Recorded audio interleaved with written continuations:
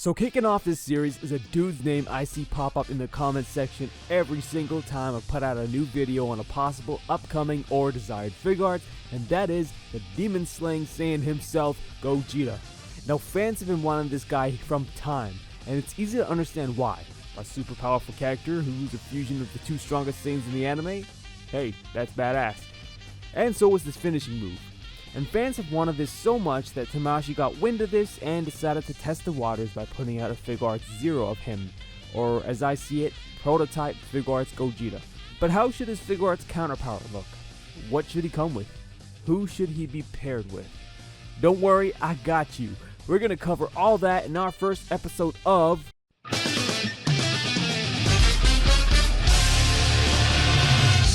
Alright, so Gogeta. Now really, we only have one anime appearance to base this figure off of, and that's from movie 12, Fusion Reborn. Now if we do get a Gogeta, I think it'd be a pretty big deal, as he'd only be the second movie character we'd ever have in the line, unless you want to count Whis, Beerus, the god versions of the Saiyans, and God Goku, but I'm not going to for this video. Now we also have Gogeta in Figuarts Zero form, and there's quite a few things I would change here if he ever received a Figuarts upgrade. Now am I the only one who thinks the face here is just downright awful? Like seriously, Tamashii, what were you thinking when you guys decided to pose him like this? Anyway, number one for me would be the hair. The less translucent the better. Now here's why I say it gets tricky. They could either go the glossy Super Saiyan 3 route, or they could go with the more normal looking matte Super Saiyan hair. And why I say it's tricky is because Tamashii has a tendency to want to portray characters as how they looked in their iconic first appearances in the anime. And an extreme example of this case would be this guy right here. And we all know how that went down. Now based on the anime, when Gogeta first appeared, he already had a massive golden aura around him, which could be reason enough for Tamashii to want to go with the glossy route.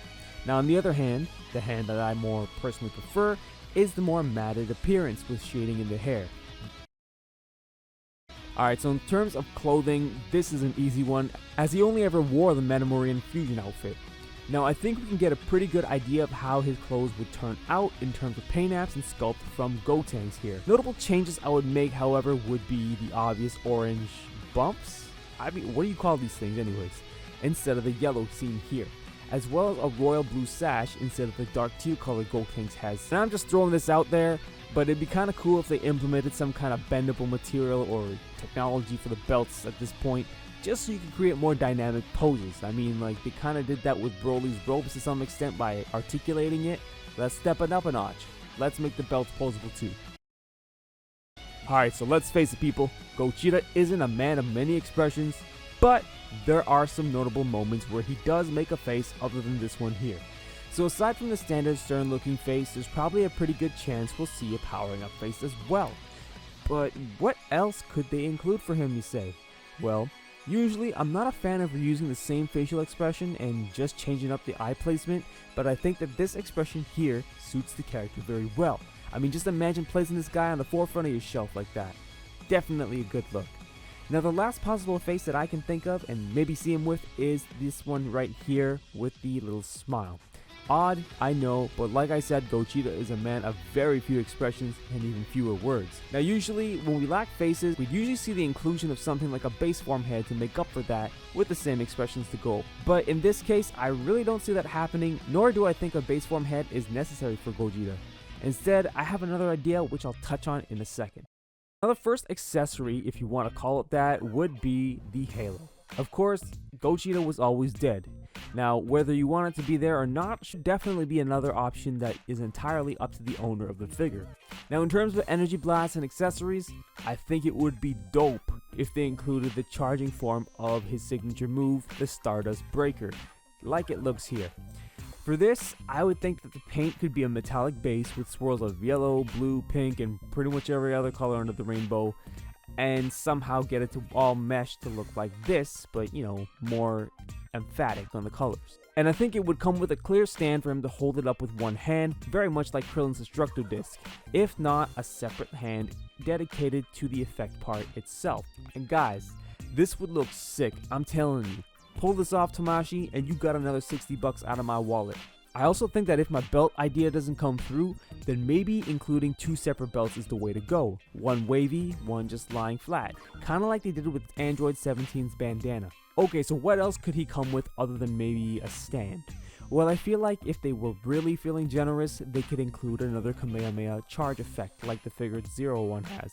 But personally, I could do without that since he never actually used that in the movie.